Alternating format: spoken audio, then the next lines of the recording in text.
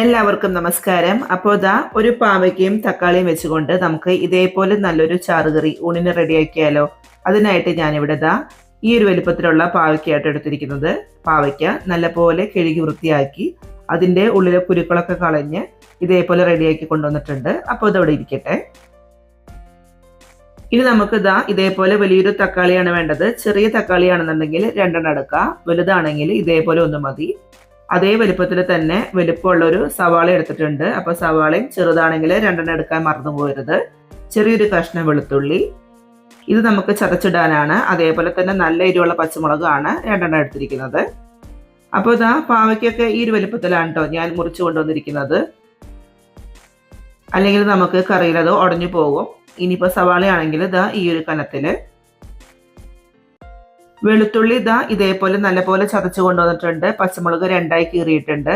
തക്കാളി ഈ ഒരു കനത്തിൽ വേണം നുറുക്കിയെടുക്കാനായിട്ട്. തക്കാളിയും ഒരുപാട് വെന്തുടയാൻ പാടില്ല. ഇനിയിപ്പോൾ ഇവിടെ ബോക്സിൽ ഇതേപോലെയാണ് കേട്ടോ തേങ്ങ നമുക്ക് ചെറിയത് വാങ്ങാൻ കിട്ടുക. ഞാൻ വലിപ്പമുള്ളൊരു ബോക്സ് എടുത്തിട്ടുണ്ട്. വലിയ നാളികേരൊക്കെ ആണെന്നുണ്ടെങ്കിൽ അരമുറി തേങ്ങ മതിയാവും. 1 കപ്പ് നിറച്ച് നല്ല കട്ടി തേങ്ങാപ്പാൽ നമുക്ക് കിട്ടണം. അപ്പോൾ ഇളം ചൂടുവെള്ളം കുറേശ്ശെ ഒഴിച്ചു കൊടുത്ത് മിക്സിയിൽ നല്ലപോലെ അടിച്ച് മാക്സിമം അതിൻ്റെ തേങ്ങാപ്പാൽ എടുത്തിട്ടാണ് ഈ 1 കപ്പ് പാൽ വെച്ചിരിക്കുന്നത്. അപ്പോൾ ഇനി നമുക്ക് കറി ഉണ്ടാക്കാം. പാത്രം നല്ലപോലെ ചൂടായി വന്നിട്ടുണ്ട്. ഇതിലേക്ക് 2.5 ടേബിൾ സ്പൂൺ വെളിച്ചെണ്ണ ഒഴിക്കുക.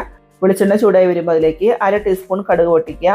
കടുക് നല്ലപോലെ പൊട്ടി വന്ന ശേഷം നമുക്കതിലേക്ക് 1/4 ടീസ്പൂണോളം ഉലുവ ചേർത്തി കൊടുക്കുക. ഉലുവയും നല്ലപോലെ ഒന്ന് പൊട്ടണം.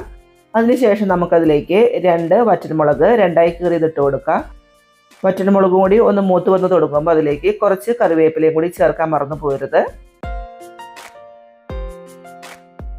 കറിവേപ്പിലയും ഒന്ന് ഇളക്കിയ ശേഷം നമുക്കത് നേരത്തെ അരിഞ്ഞു വെച്ചിട്ടുള്ള നമ്മളുടെ പാവയ്ക്കയും സവാളയും അത് ഇതിലേക്ക് ചേർത്തി കൊടുക്കാം. അപ്പോൾ പാവയ്ക്കയും സവാളയും ചേർത്തിയ ശേഷം നല്ലപോലെ ഒന്ന് ഇളക്കി യോജിപ്പിക്കുക. ഇനി നമുക്ക് ഇതിലേക്ക് ആവശ്യമായിട്ട് ഇപ്പോൾ കുറച്ച് ഉപ്പ് ഇടാം. ആദ്യം തന്നെ ഞാനിപ്പോൾ 1 ടീസ്പൂണാണ് കേട്ടോ ഉപ്പ് പൊടി ചേർക്കുന്നത്. അതും കൂടി ചേർത്തി നമുക്ക് നല്ലപോലെ ഒന്ന് ഇളക്കി യോജിപ്പിക്കാം. പോരാത്ത ഉപ്പ് നമുക്ക് കറിയുടെ അവസാനം നോക്കിയിട്ട് ചേർക്കാം.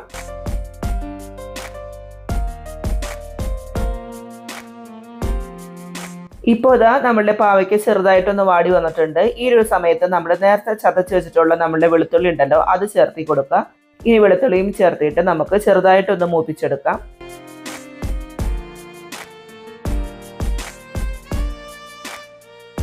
അപ്പോൾ അങ്ങനെ വെളുത്തുള്ളിയുടെയും പച്ചമണക്ക മാറി അത്യാവശ്യം മൂത്ത് വന്നിട്ടുണ്ട്. പാവയ്ക്കൊക്കെ നല്ലപോലെ കുക്കായി കിട്ടിയിട്ടുണ്ട് കേട്ടോ. ഈ ഒരു രീതിയിൽ വെന്ത് കിട്ടിയാൽ മതി. ഒരുപാട് ഓയിൽ ഒഴിച്ച് നമുക്ക് ഫ്രൈ ചെയ്ത പോലെ ആക്കൊന്നും വേണ്ട. ഇനി നമുക്കിതിലേക്ക് വേണ്ട പൊടികളൊക്കെ ഒന്ന് ചേർത്തി കൊടുക്കാം. അതിനായിട്ട് 1/2 ടീസ്പൂൺ മല്ലിപ്പൊടി, 1/4 ടീസ്പൂൺ മഞ്ഞൾപ്പൊടി, 1.5 ടീസ്പൂൺ മുളക് പൊടി. ഞാൻ എപ്പോഴും പറയുന്ന പോലെ തന്നെ പകുതി കാശ്മീരിയും പകുതി നോർമൽ മുളക് പൊടി കൂടി മിക്സ് ചെയ്തതാണ്. ഇനി 2 പച്ചമുളക് നമ്മൾ എടുത്തു വെച്ചിട്ടുണ്ടായിരുന്നു, അതും ചേർത്തി നല്ലപോലെ ഒന്ന് മൂപ്പിക്കാം. പൊടികളിലൊക്കെ പച്ചമണം നല്ലപോലെ മാറണം കേട്ടോ.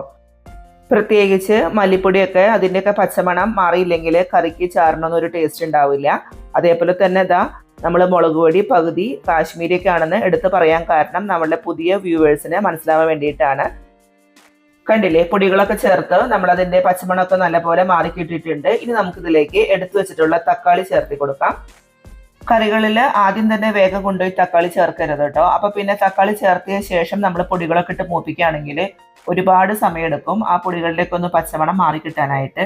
അപ്പോൾ ആദ്യം പൊടികളൊക്കെ ചേർത്തിയ ശേഷം വേണം നമുക്ക് ഇതേപോലെ തക്കാളിയൊക്കെ ചേർത്തി കൊടുക്കാനായിട്ട്. അപ്പോൾ തക്കാളി നമുക്ക് ഒരുപാട് വെന്തുടയേണ്ട ആവശ്യമൊന്നുമില്ല. ഒരു 3 മിനിറ്റ് നമുക്ക് ഇതേപോലെ ഒന്ന് അടച്ച് കുക്ക് ചെയ്താൽ മാത്രം മതിയാവും.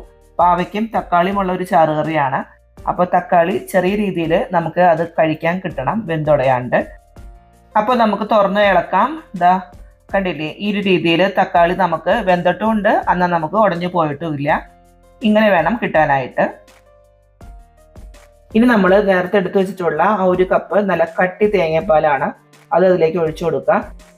ഇതിപ്പോൾ നമുക്ക് 1-ാം പാല് 2-ാം പാല് അങ്ങനെയൊന്നും മാറ്റി വയ്ക്കേണ്ട ആവശ്യമില്ല.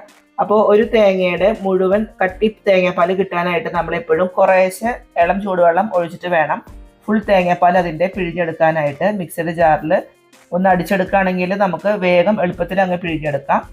അപ്പോൾ കുറേശ്ശെ വെള്ളം ഒഴിച്ച് നമ്മൾ പിഴിഞ്ഞെടുക്കുമ്പോൾ നമുക്ക് നല്ല കട്ടിയുള്ള 1 കപ്പ് തേങ്ങാപ്പാൽ കിട്ടും.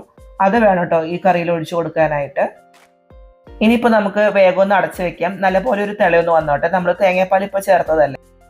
അപ്പോൾ ഇതാ ചെറുതായിട്ട് തിളയൊക്കെ ഒന്ന് വന്നിട്ടുണ്ട്. നമുക്കൊന്ന് നല്ലപോലെ ഇളക്കിയിട്ട് ഉപ്പൊക്കെ പോരാത്തതൊക്കെ ഒന്ന് ചേർത്തി കൊടുക്കാം.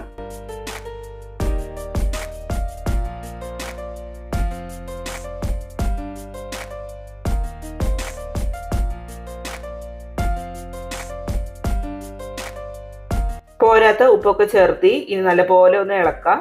ഒരുപാട് നേരം കിടന്ന് തിളയ്ക്കേണ്ട ആവശ്യമൊന്നുമില്ല കേട്ടോ. പിന്നെ തേങ്ങാപ്പാൽ അങ്ങ് പിരിഞ്ഞ പോലെയാവും. ഈ ഒരു രീതിയിൽ മതി.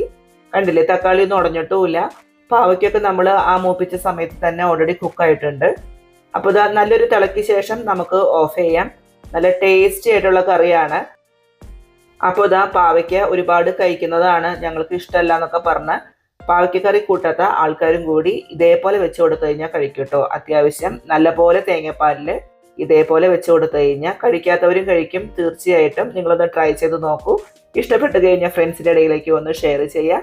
അപ്പോൾ അടുത്ത ആഴ്ച നല്ല റെസിപ്പിയുമായിട്ട് നമുക്ക് വീണ്ടും കാണാം. അതുവരെ എല്ലാവർക്കും നന്ദി, നമസ്കാരം.